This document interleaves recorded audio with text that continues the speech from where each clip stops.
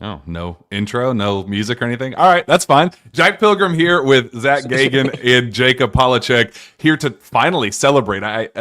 Were you guys getting a little tight, a little antsy? Because you know, Never. just there's a lot going on with this fan base, especially this morning. We wake up to the news that Yaxel Lindenberg commits to Michigan. That was one that Kentucky wanted. That was one Kentucky fans wanted. So I think a PR hit was needed for this fan base. They finally get one. Jaland Lowe, Pittsburgh transfer, All-ACC member, commits to the Kentucky Wildcats to give the Cats PG1 for the year. Zach, it took a minute. We're on the edge of our seats, but it feels very, very good to know who will be leading the charge this offseason or this upcoming season for Mark Pope.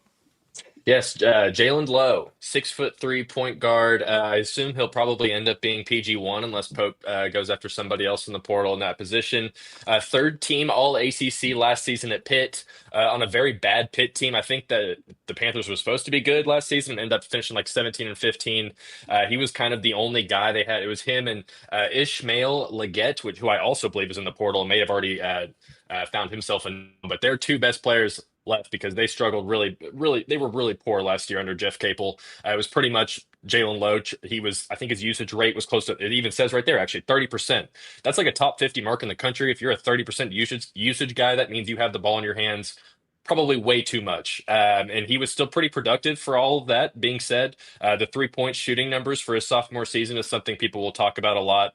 We can kind of break down, the context of those numbers compared to his freshman and sophomore year as well. But yeah, a very good kind of a two-way player type guy. Very good at playing passing lanes. I'll admit that I haven't sat here and watched 5 Pittsburgh games yet, so that's still kind of to go on the docket. But when you look at his highlight tapes and everything, he's really good at getting into the lane. He can finish with both hands. He's another lefty, so we have 3 lefties now in the backcourt for this coming season. Yeah, he's a very good playmaker, can play passing lanes, got decent size at 6'3". He's can create his own shot. I think that was something that was maybe a big cause for concern going into last season, was who's the guy that can really get into the lane and make his, create for himself. Owe kind of ended up being that guy a little bit last season, but now you've got 2 of those potentially. If Owe decides to stick around, add him with Lowe, you've got a pretty good foundation there of guys that can get to the rim. So I do think that this is a pretty good ad for Pope. After missing out on a guy like Donovan Dent, who's like the second best player in the portal right now. You mentioned losing on Yaxel as well. I have thoughts on Yaxel just because it sounds like that kid's going to go to the NBA anyway. So I'm not sure if you'd rather Kentucky land him today and then lose him in 2 months. Would that be worse than just straight up losing him? I don't really know. That I guess that's for other people to decide, Yes, but it would be worse. it would be. I think it would be a lot worse in my opinion. So I'm fine with how all that played out. There's still more pieces. I think they probably need 3 or 4 more, maybe at least 3, I'd say, pieces in the portal. 2 guys that you can plug into the rotation right away, and then maybe some depth guys after that. But I'll let you guys ramble on in a minute, and we'll touch on more lows as we go along here. Yeah, Jacob. So everybody's jumping to the 3-point shooting numbers. It shot 37% from the field, 26.6% from deep. Buddy did shoot 88.6% at the line. I think when you acknowledge how bad Pittsburgh was, the role that he had to kind of carry as the go-to guy, where you're also getting, the kitchen sink thrown at you defensively, where all of your shots kind of come more difficult. They're more difficult, and I think that's something that we just kind of have to just get over mentally. That mental hurdle of the number. It really reminds me, Jacob, of Lamont Butler coming in as a career 30% 3-point shooter, seen as a non-shooter, and then he comes in and shoots 39% from 3 on lower volume. I think that's something he's not going to be taking 14 shots a game for Kentucky the way that he did last year at Pitt. He's not going to be taking 5-6 threes a game at Kentucky the way he did was forced to this past season at Pitt. I think as the kind of the efficiency will go up as the volume goes down, because there's not going to be as much on his plate this season, I don't think, Jacob. Yeah, that Lamont Butler was the first guy that came to mind when you hear about the shooting. He's going to play point. He struggled from shooting last year, but like you said, he had such a high usage rate that I'm not too worried about that. I want to share something I put on the KS board earlier. The second Lowe committed to Kentucky, I got a text from a Pittsburgh beat writer who said Be ready. he's going to be It was not be ready. I just got a call, Jacob. I just got a call. Be ready. No, he said he's going to be so laughably good there. I can't wait. Pittsburgh people think that he's going to really thrive in a Mark Pope system. And like you said, he's not going to be asked to shoot 15 shots a game. He's going to play his role and play it well around some really good players at Kentucky. Zach, the idea of having 3 lefties in the backcourt, I love it. I don't know what it's going to look like. It's very different. I don't know. Have we ever seen any backcourt in college basketball with 3 lefties in the same backcourt? Like, how often all 3 of Caden Lewis, Jasper Johnson, and Jaland Lowe are going to be on the floor together? I don't know, but I hope we get it just to see it's going to be very aesthetically pleasing, I think. Yeah, I wonder if there are any actual like tangible advantages to having that many lefties on the floor. Like, does it make it that much more difficult for a defense to guard? I don't really know. I guess we'll find out as that goes along. But like I said, he's a guy that can still finish with his right hand. I do want to touch on just the 3-point shooting for a second, because if you look at because this is only a sophomore, Jaland Lowe is. So you get him for 2 more years at Kentucky. His freshman year, he started off coming off the bench, pretty quickly earned himself a starting role. When he started or I think 18 of like 20 ACC games as a freshman. But in those 20 ACC games, he shot 41% from 3-on-3 attempts a game, 87% career free throw shooting guy. So there's evidence there that shows that what happened last year may have been more of not necessarily a fluke, but just maybe a product of having guys on the floor who weren't, like, especially the bigs at Pittsburgh, were not big. They're not shooters at all. When you see a lot of these highlights of Lowe finishing in the lane here, you're going to see him going around through over 2 or 3 different guys because the lane was just very clogged. That really hurt his scoring at the rim. So his efficiency at the rim wasn't that great last year either. And as you'll see right there, like, he's got a lot of pull, like, step back jumpers from mid range. He shot a lot of mid range shots last year. You just expect that to be cut in half just off being in Mark Pope's system and not having nearly as much of a weight on his shoulder offensively. I think the defensive end is really what we're going to be the most interested in, and that's really what I'm interested to look at when I start to really dive into the tape, is what he brings on that end, because he's a 1.8 steals guy last season. So I think he more so plays the passing lanes. Definitely not a Lamont Butler type on ball defensive guy, but this he's a very quick first step on offense, and I think that's huge for just if you want a guy that can get in the lane and help kick out to shooters around him. I think it was Jacob. Was it you who talked to one of a Pittsburgh guy who said that if you put this guy around a bunch of shooters, he's going to be so much better, just because he is a really good passer. He's got good playmaking vision. He's like the first real lob throwing threat that I think we've had last season. UK did not have any lob throwing threats at all. Like, we love guys like Kobe Bray and all them, but they just weren't really that great at getting the ball over the rim. Maybe not the best lob finishers as well. So I think we're going to see more of that type stuff too. Overall, I don't think you can go wrong with getting a guy who's a top 20 portal prospect to be your starting point guard. But I do understand the concerns about the efficiency and things like that. And you just kind of have to hope and believe that Pope sees, what can be, and he can fix the things, like Jacob said with Lamont Butler, he developed into a really good 3-point shooter, like, on low volume. So you just kind of had to assume that something similar will follow Lowe to Kentucky when he gets here. So, but yes, back to your original question, lefties. Have there ever been 3 on the same roster for Kentucky? Probably not. Yeah, it's going to be very interesting. So, Jacob, as we kind of fill the big board, this is so much different of an off season than Mark Pope's first, and I think fans kind of are forgetting that this is a marathon, not a sprint, because there are fewer spots to fill. You have to be more selective when you're only going after 4 or 5 guys total compared to filling out Pope had no choice. He started late, had to fill up an entire 12-man roster. So yes, it looked like we were getting more traction, more noise, rather than kind of having to be picky and choosy with how they're building out this roster. So what comes next, Jacob? What spots need to be filled, and who do you think could be some of those prime targets to fill them? Well, like you mentioned, Kentucky's in such a different spot than they were last year, and it sounds corny, you hear it all the time, but retaining your top guys is maybe more important than any addition you can have. So number one priority, you got to lock down those guys like Otega and Brandon Garrison, bring back the freshmen, and then you can really get targeted in your efforts in the portal like they have been You've got a guy like Falgaris from Robert Morris, who I believe is still in Spain, but Kentucky is trending for him. Pete Nakos just put out a pick over on On3 that Kentucky lands him. He's the number one guy I'm watching right now. And then you've got a few other guys that you're going after, like Xavier Lee from Princeton, and then Diabate from Alabama, who they just reached out to yesterday.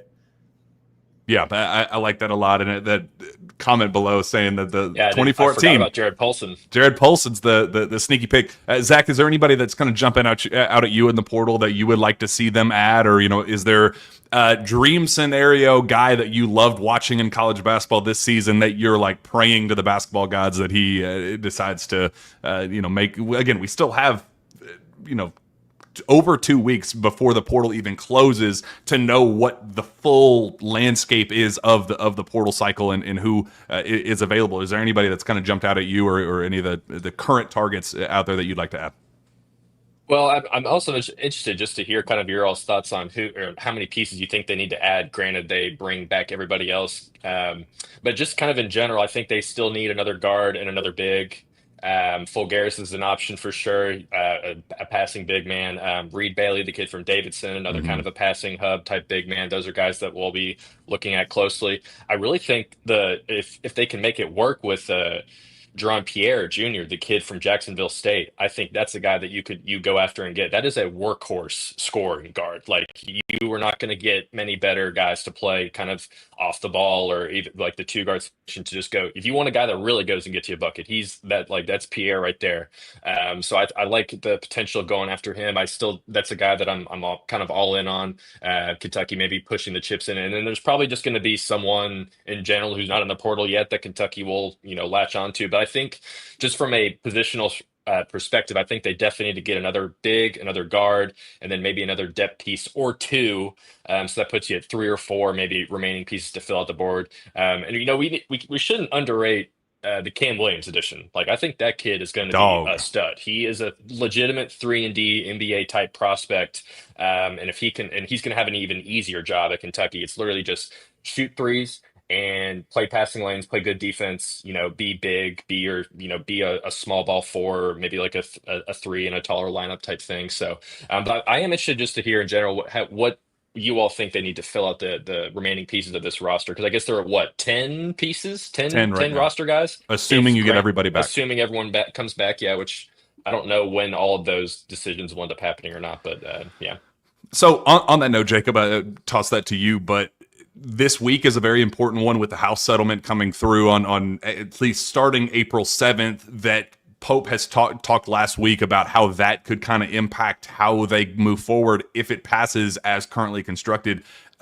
We could see walk-ons go away entirely. There's 15 spots to fill. There's no walk-on scholarships. You have a 15-man roster. Fill it however you wish.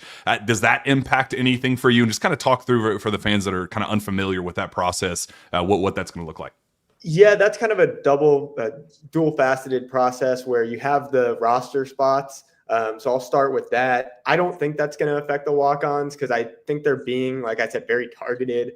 I don't think they're just trying to fill with every talented guy they see. They like retention, and I think they want to keep the talented guys around and the walk-ons around because talking about rev share, you're going to have to split up your rev share among your entire roster, and walk-ons won't get that rev share money or at least a significant percentage of that. So if you have 3 walk-ons on a 15-man roster, that leaves 12 guys that will be collecting rev share money.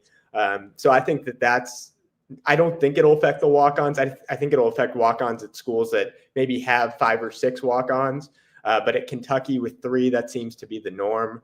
And then part of it is you have a lot of guys that want to make their decisions before that house settlement so they can lock in their collective NIL. But at the same time, a lot of schools might be waiting that out to see if maybe they can get guys for cheaper after the house settlement, guys whose prices have gone way up because of the impending house settlement date.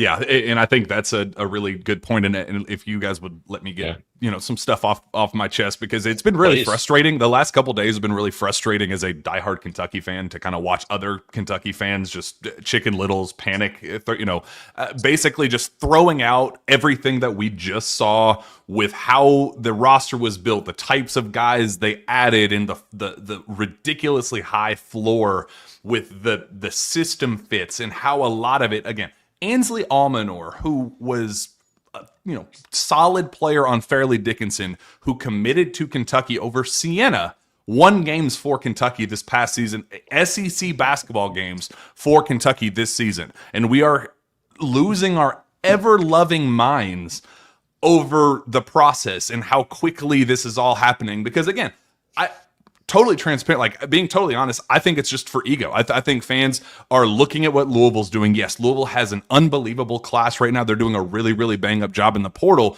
but they are looking at that and going, I want in on the fun. Why can't we have as much fun as Louisville's having right now? Well, they also had a week longer to do this because they got their ass kicked in the first round of the NCAA tournament. So we need to just kind of take a step back and understand that at this stage last year, we were still 2 days away from John Calipari taking the Arkansas job. Yes, the rev share thing changes things, but 2,000 people are not going to be committing to their next school over the next 48 hours. There's going to be a lot of commitments, but that mostly has to do with the, $2, $3, $4 million guys that are trying to, kind of cash in as quickly as possible. But there are going to be a lot of really, really, really talented guys that remain available. Again, the portal doesn't close until April 22nd. So we don't even know what this next wave of portal additions look like, how quickly they decide to make their decisions, while also factoring in an absolute break in case of emergency situation. We have reclass candidates. We have international routes, and we already see Pope exploring, Europe, and I mean that's a whole continent that we get to explore of potential names. So the fans that are just using this opportunity and going, Pope ain't the guy, he can't close on people. It is April 5th. It is April 5th. The process is just getting started. The fact that we've added 2 top 30 transfer portal targets. Again, if you look at the portal list of the guys that we added last year, Amari Williams was like 71. Like, just go down the list of the guys that we added last year and compare them to the numbers next to the guys that we just added. Like, these are already on paper better transfers than we added last year. And look what last year's group was able to accomplish. They made history. 8 top 15 wins. Made it to the first Sweet 16 since 2019. Like, if anybody deserves the benefit of the doubt right now of how to build a roster and knowing that his system works while just needing to kind of tinker and just upgrade positions here and there to elevate the ceiling, the floor is not ever going to be a concern at Kentucky under under Mark Pope. That was Freudian slip. But yeah, we're the floor is set. Now it's about finding that ceiling, and if you can add a couple guys to kind of teeter there to get to that banner assignment, Final Four championship level. But Mark Pope wakes up and builds competent rosters. Like, there is a 0% chance that next year's roster is going to stink. Take a deep breath, relax, take a chill pill, and we're not coping with Pope. We're hope in Pope. Zach. Yeah, that was very all well said. Yeah, it's been definitely kind of a frustrating week to be online. But like you said, man, Mark Pope got hired what day of last year? Was it April 12th of last year? A week from yesterday. So Sunday, tomorrow, will mark exactly 1 year from the press conference. So yeah, you take all that into consideration. All of his portal commits last year didn't come in until late April, early May. So he's definitely. I think he's more than earned the benefit of the doubt. The timing of the Lowe commitment was definitely interesting with the Axel news breaking, and then an hour later you get Lowe coming in. But that could just be a purely coincidental thing, and I'm all on board with the 2 portal commits they've added right now. You retain everybody else, and then you kind of fill out things the way that you need to. Like, there's going to be another 200, 300, 400 kids go into the portal between now and whenever the season starts next season. So there's going to be more options out there. There's going to be guys that jump on the radar that aren't even in the portal right now. So the list of guys that are being contacted that we have on KSR, I'm sure there are other names out there that are trying to keep things as quiet as possible. Kam Williams came out of nowhere. No one even knew about that. So there's going to be more situations like that. But I do want to go back and see just kind of what your all's thoughts are on how you think they need to fill up this roster. What positions, how many pieces do you think will it take? And that's with the caveat that the 8 returning guys all end up returning, or the 8 already on the roster. Yeah, I'll give my take, and then Jacob, if you want to wrap us up and get us out of here. But I think you need 2 more guys at minimum as kind of like go-to guys you can lean on. But as we saw this past season with depth, you can never add too much depth. And if we do start kind of getting into the walk-on, with the revenue sharing and the how the house settlement stuff goes, if we're talking about maybe potentially getting rid of a walk-on and replacing that with just another depth, a long-term project guy, something like that, I would really like to see Pope kind of find the piece of clay in the portal where it's like, hey, he really sucked at his last stop, or he's kind of a diamond in the rough that he doesn't know how good he can be. I'd love to see Pope kind of round out the roster with kind of taking a shot on somebody who could be that might be a reclass guy, that might be a European guy who you're going to have for several years. We do know that retention is #1 priority, so maybe it is somebody that that if I take a chance on him now, he's going to take a chance on me and not go portaling like we saw with Nas Cunningham, where he redshirts 1 year at Alabama as his grooming year to grow into what he could be, and he's like, hey, see ya, I'm out. Or maybe Oates kicked him out. I don't know. It could be one of those. We got thoughts on Nas Cunningham. But somebody like that where you just take a chance and add a project. Jacob, what do you think?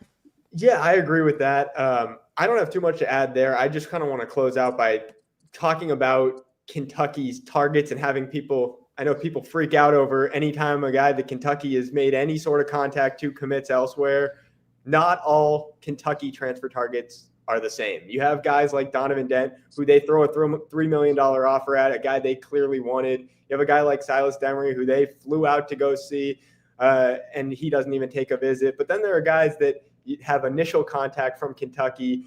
Oh, we like you. We have some interest here, but doesn't get further than that. That doesn't mean that Kentucky missed on that guy. It means that maybe Kentucky doesn't want to go in that direction. So I would say to the fans, don't worry about every single miss. Not all targets are treated the same. And don't worry about our friends at SeatGeek. If you're going to the Final Four tonight, sometimes if you're you bought tickets to go to the Final Four, or you bought hotel room to go to the Final Four in San Antonio, you're just in San Antonio area. Hey, just go use our friends at SeatGeek KSR 10 to get 10% off your tickets to the Final Four.